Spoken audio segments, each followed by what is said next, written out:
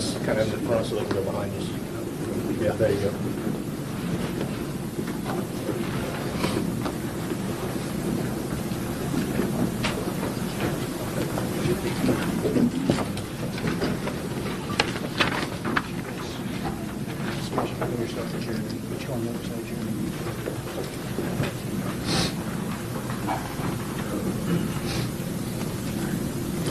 Good morning. My name is Jeremy Piers with the Indiana State Police. I'd like to thank you all for being here today and for your continued cooperation throughout the course of this trial. I'd also like to extend a special thank you to the Canal Center for allowing us to use their facility today. As we move forward, we remain committed to keeping Abigail Williams and Liberty German at the center of our focus.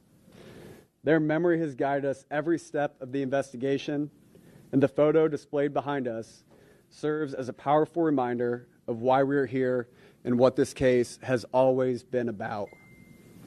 Due to the gag order, it has been some time since we have spoke publicly about this case. Now that the order has been lifted, we're grateful to be here today and speak to all of you.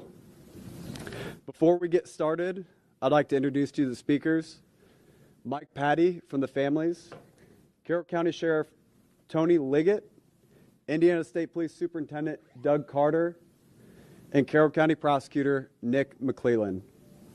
At the conclusion of their remarks, Prosecutor McClelland will take a limited number of questions, and he has requested that all questions be directed to him.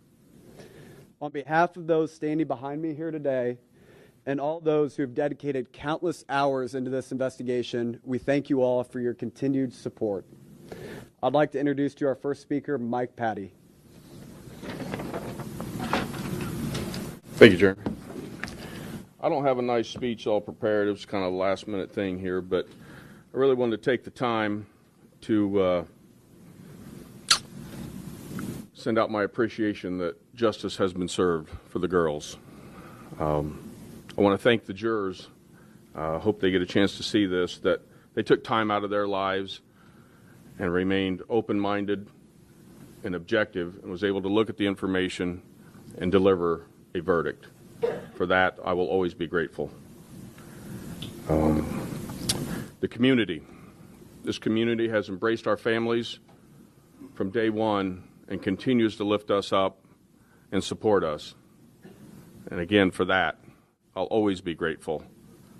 I want to thank them.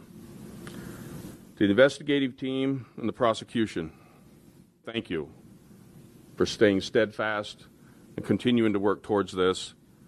It's been almost 8 years coming. If I live to make it 80, it'll almost be 10% of my life has been spent working on this. And to the judge, I want to thank her as well for her steadfast staying on course, staying on track, and helping us get through this. Thank you very much. Tony.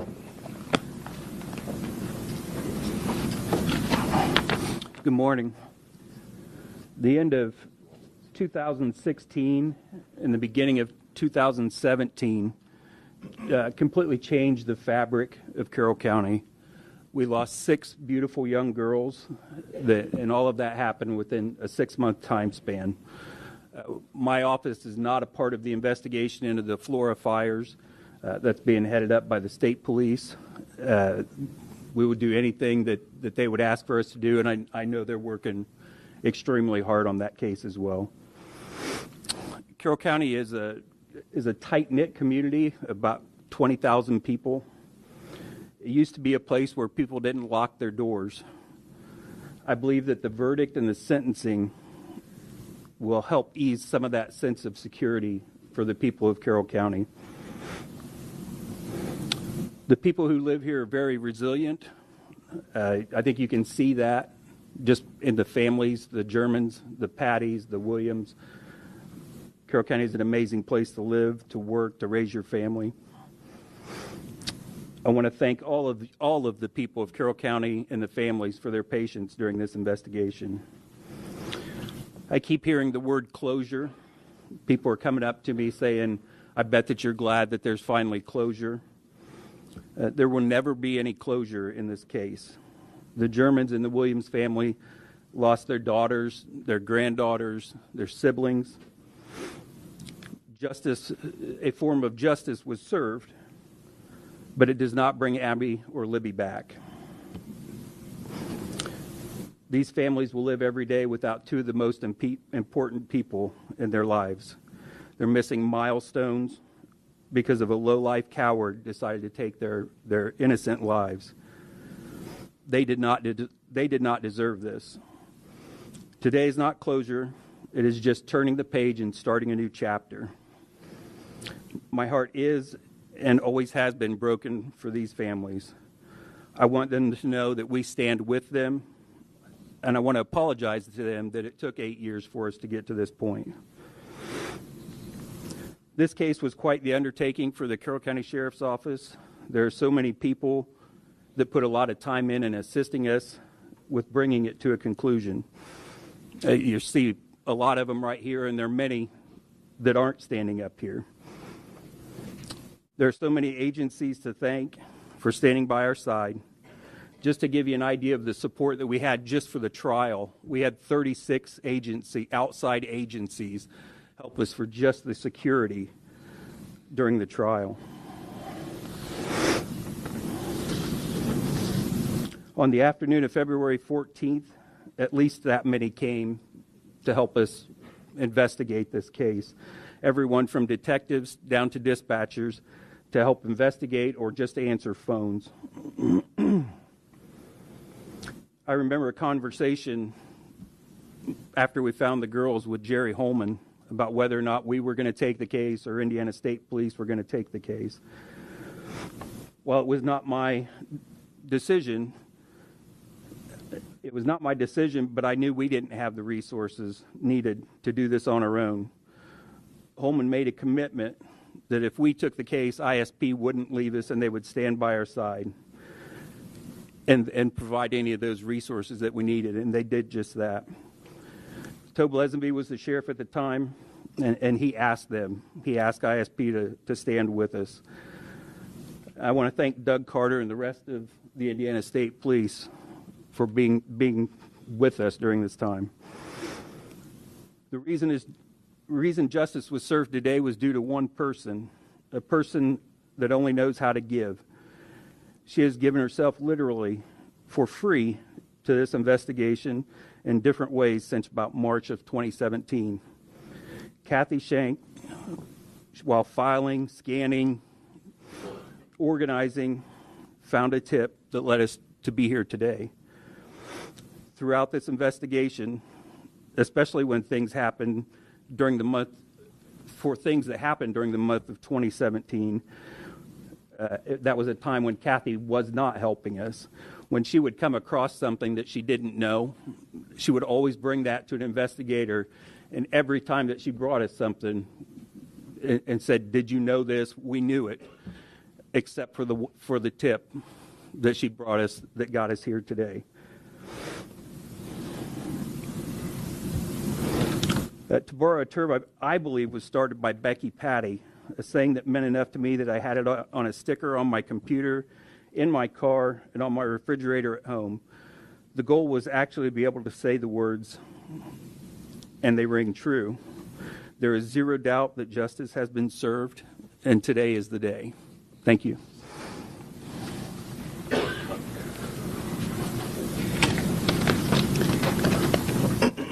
I had prepared remarks today, but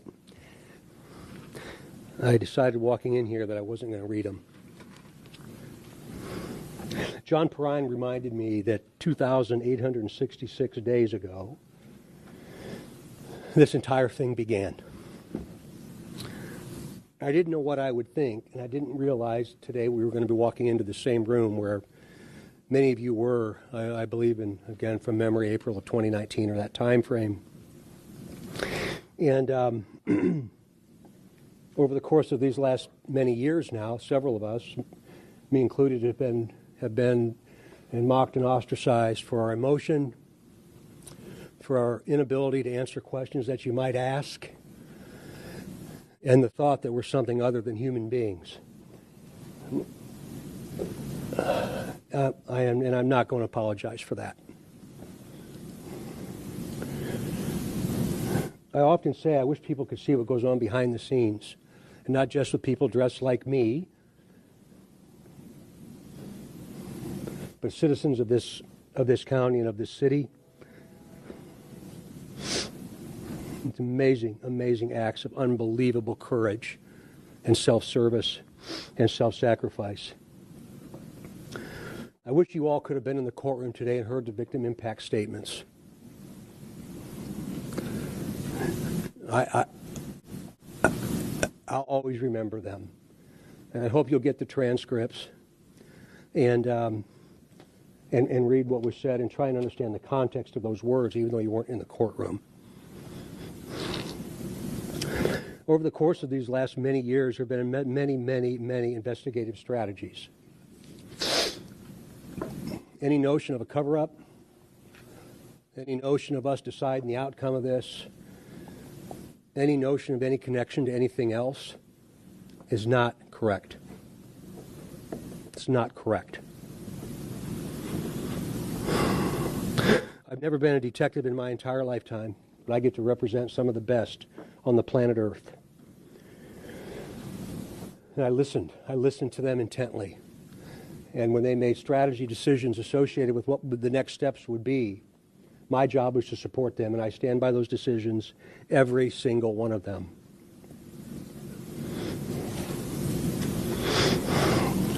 The gag order. We lived by that. We lived by that gag order. The defense did not. And it cost a human life.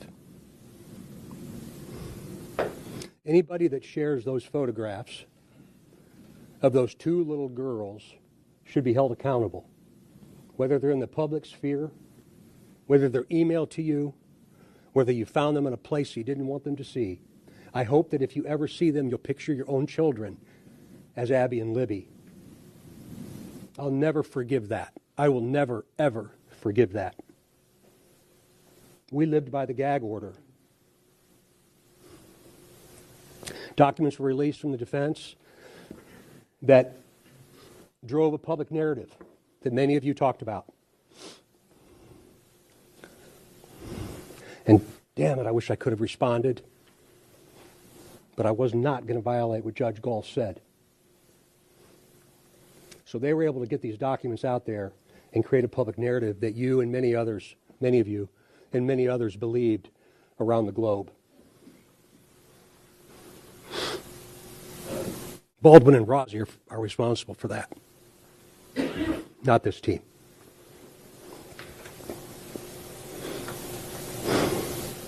The family effects, I think you'll see the words that were spoken by the folks that spoke today about their lives and how they've been forever changed, how they'll never be the same. And they said it in ways that were beautiful in some kind of a mysterious way.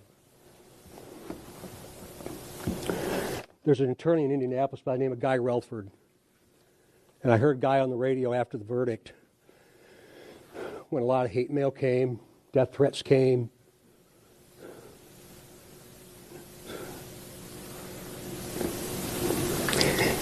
And I heard Guy Relford say that day on the radio, and I called him 15 minutes after he said it. And after 40 years in this business, I never thought about the jury's perspective. But he said the only people that mattered in that courtroom was the jury. And he went on to talk about, he's a very bright attorney, he went on to talk about what they can see that we can't, that you couldn't. They could see the defense, they could see the state, they could see the witnesses, feel the emotion, and they could see Richard Allen. I'd never thought about that perspective because we have a singular view most times. You, me, it's human nature. Judge Gall was the keeper of the peace in that courtroom, but the people that mattered were those 12 jurors. And we have a system of justice that allows them to decide the fate of a human being. That's what our founders had established. And that's what they did. I hope you all understand that what you say and how you report matters more than you can ever possibly comprehend. This is an opportunity for us to all learn about what social media is and isn't, what we should do and what we shouldn't, and understand that their words have consequences to other human beings. I appreciated Guy's perspective, and it changed my view of the criminal proceeding. Richard Allen knew.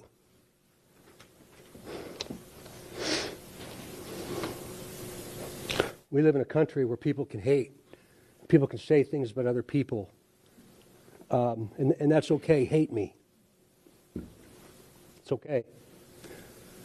It's one of the only countries in the world where you can. So hate me if you want to. The investigative collaboration is something that I'll remember for the rest of my life. For the rest of my life. There's no way we could possibly chronicle it or articulate it or write about it or anything. There's no way we could ever do that. We are human beings, and there were mistakes made. But there was never a mistake made that we knew was wrong when we did it. I'll crawl across shards of hot glass for Jerry Holman. Jerry Holman is not a liar.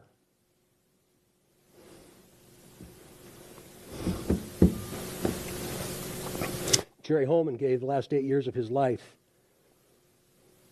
to something much greater than himself. We fussed with each other throughout the course of this. In conclusion, we argued with each other. I remember Tobe and I had an argument right here in this other room in April of 19, as you should expect us to. There was no groupthink. We debated each other, as you should expect us to. But then the defense spins that into incompetence. It's ridiculous. It's ridiculous nonsense for Baldwin and Rozzi to have done that. And finally, most importantly, to the Delphi community and to the family of Abby and Libby. Words cannot possibly explain what we all feel.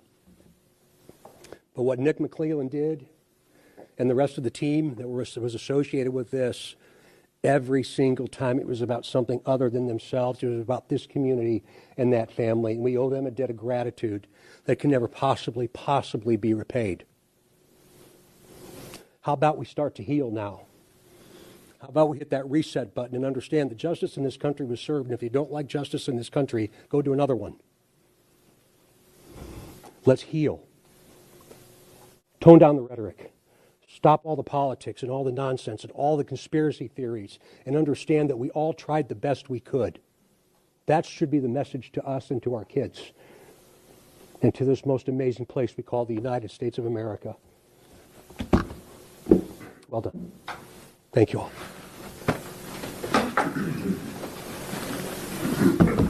Good morning. Can we all just have a little bit of a sigh of relief that this thing is over finally? The convictions come in. We've got the verdict. We got the sentence, 130 years in the Department of Corrections. And while I don't think ever this verdict or this conviction will ever bring peace to the family, I hope that they can take this sigh of relief with me to say that this part of the trial is over, that we got the conviction, that we got the sentence that brings justice for Abby and Libby. A few of the things I am going to say are going to echo what Sheriff Liggett said, what Superintendent Carter said, and what Mike Patty said. But I'd be remiss if I didn't thank some people along the way. Law enforcement, Carroll County Sheriff's Department, Indiana State Police, Department of Natural Resources, all the agencies that assisted in this investigation and the prosecution of the defendant, I want to thank. They were attacked by members on the internet for their integrity. They were called corrupt, they were called evil, and they were called liars. And they weathered that storm with professionalism and did what they could to be a shield for the families. Spent countless hours chasing down leaks of crime scene photos, countless hours attempting to scrub the internet of those crime scene photos. and countless hours trying to protect the family as best as it could. And so to them, ISP, Carroll County Sheriff's Department, DNR, the other agencies that assisted, thank you. We would not be here today if it were not for your efforts and your countless hours that you sacrificed away from your family and your friends to give us the evidence that we needed to get the conviction. I want to thank my team, Stacy Diener, James Luttrell. There is no way I could have tried this case without them.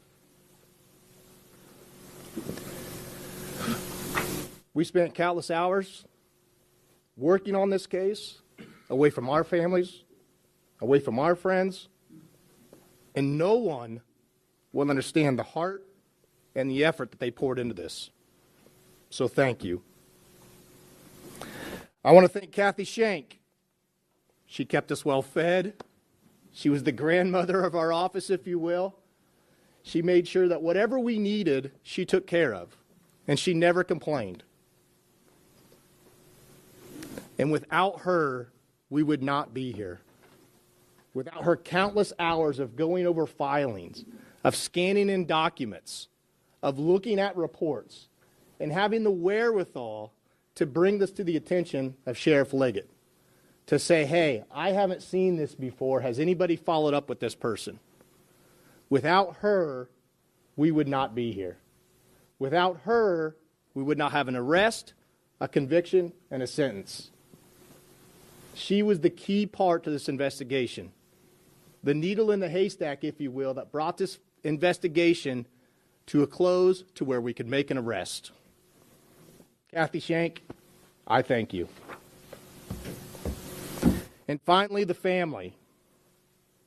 The Williams, the Germans, the Patties. Thank all you guys. The support you gave me throughout this. Those times when I said you had to abide by the gag order, that you wanted to respond to the things that were being put out there, the allegations against you, against your family members, that you respected me to the point where you were willing to agree to abide by that gag order for the betterment of the case. The fact that you supported me throughout it, and I know there may be times you doubted, but you endured. And without your help, we wouldn't have got the conviction. And without your victim impact statements and the graceful words that you gave to the court about how this has influenced your lives, we wouldn't have got the sentence that we got. 130 years, maximum sentence on each count. And so I thank you. Finally, I'd be remiss if I didn't thank Abby and Libby themselves. Libby for recording the defendant as he walked across the bridge, having the wherewithal to pull out her phone and record that individual, having the wherewithal to know that something wasn't right. Arguably the biggest piece of evidence that we had, that recording of their killer. And then to Abby for hiding the phone from the killer so that he couldn't take it with him, hiding the phone so that law enforcement could find it and get that piece of evidence that Libby had collected. Without the efforts from those two little girls, we wouldn't be here today. So Abby and Libby, thank you. I want to say we're very happy with the jury's verdict. We're elated with the judge's ruling, or not the judge's ruling, the judge's sentence. The sentence is appropriate. As Judge Gall stated in court, the aggravators outweighed the mitigators, and the heinous nature of this crime deserve a fully executed sentence. I'll end with this. I want to thank the media for keeping this case in the forefront, for keeping the tips coming in for us to investigate. But I will leave you this word of caution. Please, as Superintendent Carter said, the crime scene photos are still out there, and more may be out there in the future. Please, if you receive those, delete those. Don't forward those on. Don't re-victimize the family and the other family members. You can write whatever story you want and report however you want. You do not need those crime scene photos to do so. All it does is re-victimize the families, and hurt the reputation of Abby and Libby. So please, if you get those, do not forward those on. If you get any other crime scene photos or autopsy photos or anything, don't forward those on. As Superintendent Carter said, imagine if they were your kids, your grandkids. You can write a story without having those pieces as part of the narrative. So please, do not forward those on.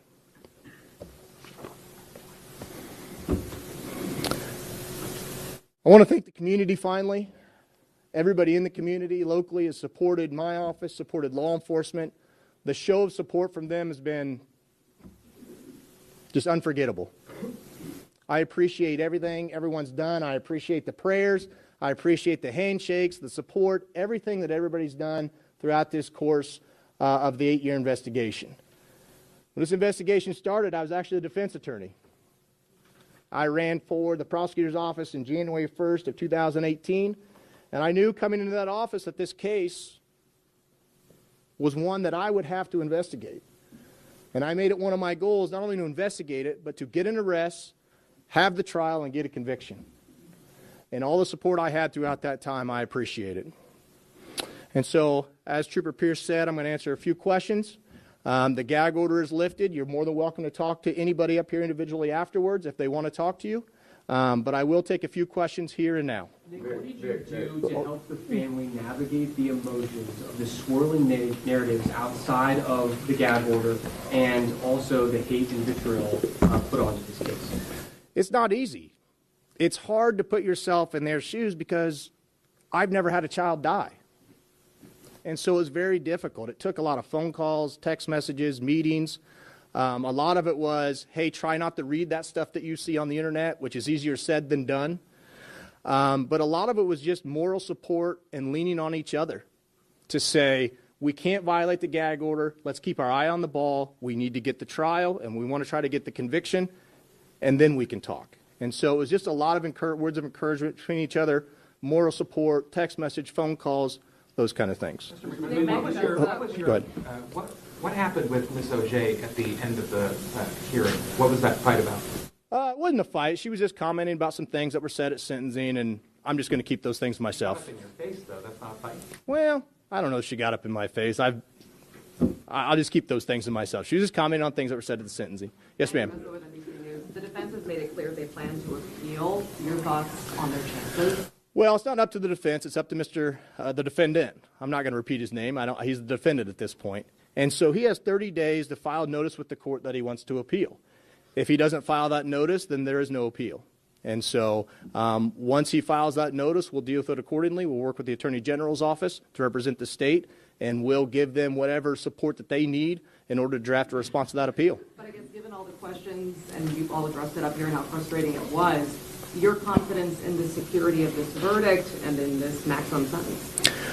I feel confident in the verdict and the sentence. But again, I'm not on the Court of Appeals, so they'll have to make that decision if it comes to them. Part of 2023 and one of the very first pretrial hearings, you addressed the court and said there's possibly some other actors involved. Can you elaborate? Well, at this point, we don't believe any other actors are involved. We don't have any evidence to support that. If evidence comes out in the future to support that, we'll obviously investigate that. We're not going to say, hey, no, we got the conviction. We're not listening to what you have to say. But at this point, we have no other evidence showing that any other actors were involved. If Richard Allen himself, the defendant, wants to come forward and give us more information, we'll gladly accept that. Is that the reasoning for the amended charges? The amended charges were we added the 2 counts of intentional murder. I did that because I thought it was appropriate at the time. Thank you. Yep. Can you tell us more about the Anthony Shaw? Hold on just a minute. Do you have a question? Yeah, can you tell us more, might be asking you to speak on behalf of other people, how it makes you feel with the guilty verdict and the sentence? Obviously, it's the outcome you guys wanted, but how does it make the entire team feel to get to where we are today? I think, I hate to speak for everybody, but I think, I hate to be cliche and use the word justice, but justice, vindication, to show that the people standing behind me weren't liars, weren't corrupt. Those hate mails and hate messages continue to come in from some podcasters, some YouTubers. But I think just justification that, okay, we conducted a clean investigation, we presented the evidence as best we could, and the jury were convinced beyond a reasonable doubt that he was guilty. Nick? Yes. Does this now mean that all the other men are cleared? Can you use that word? Who is all the other men? The other men that were looked at during the course of the investigation that you always said we couldn't say that they're cleared. Can you now say they're cleared? I may not use that word cleared, but what I can tell you is we don't have any other evidence that ties them to the offense at this time. Are you still looking into the Anthony Schatz profile in any other secondary investigation? What do you mean looking into the Anthony Schatz profile? Well, in 2021, you guys asked for information on the user of that profile. Mr. Klein was in custody at that time, and then it just kind of faded out. Well, it didn't fade it out. He was convicted of, what, 34, 35 counts? Is there anybody else connected from that profile to this case at all? Not that we have any information of that right now. Can you speak to the timing of today's sentence? Christmas is 5 days away. This is an emotional time of year for Sure. people and this kind of thing. There's no significance in my mind to the timing. Once a person is convicted, they have a right to be sentenced within 30 days. And so I think the timing just was to try to get it in before the holidays because a lot of people do have time off and and the courthouses are closed. So there's no significance in my mind to the timing, but that it worked in everyone's schedule. I just mean that it's the time of year when people are with people they love. These two little girls are not with their families today. I'm not sure I understand your question, but yeah, regardless of the time of the year, I imagine it's hard for the family to not be with the victims any day, whether it's somebody's birthday or somebody's anniversary, the other holidays we have out throughout the year. Christmas is probably especially difficult. Again, I don't expect this verdict or the sentence to bring peace to the Patties, the Germans, or the Williams. I don't know what at this point could ever bring peace to a family member that loses a child or a parent that loses a child. What I hope is what I said. I hope it's a sigh of relief that this portion is over and that the conviction as it is now stands and that he's been sentenced to the maximum possible sentence. I hope that is a sigh of relief for them. And I hope that they now, like Superintendent Carter, can continue to heal and start to put this chapter behind them. That's why the plea to the media, please do not recirculate those pictures, because all that does, as Mr. Erskine said in his victim impact statement, it's like a scab or a wound that scabs over that is constantly ripped open. It's a constant reminder that our loved ones are put in this vulnerable position. Nick, should people face criminal charges or any kind of charges if they do publish or share those pictures? My opinion is if the Indiana Code allows criminal charges to be pressed for those kind of things, if something comes in my office, criminal charges will be pursued if the criminal code allows it. Superintendent Carter, can you speak to the number? Well, he can ask some questions after we're done here. So, would you concede that there are some holes in this case or things that cannot be explained, but you guys were not able to explain it? I'm not going to concede that. No. Go ahead. The judge spoke today to the defendant's conduct, specifically him rolling his eyes throughout Sure. the trial. Your take from your professional perspective, you've tried other cases. I'm sure you've watched him throughout the case. What was your reaction to how he was acting? It's hard for me to see him because the way we were seated, especially during the trial, we were kind of all crammed. We call it the well. We're kind of all crammed in there, so it's kind of hard for me to focus on him. And the way I try cases is I'm pretty focused on what I'm doing, and I try not to get sucked into the reactions of other people. I like to watch what the jury's reactions to certain things are. And so a lot of the stuff that she commented on, I didn't see from him. What I did notice from him is what I said in my sentencing recommendation, just the lack of remorse and the lack of regret, the lack of emotion, I guess, when the images of the victims are put up on the screen.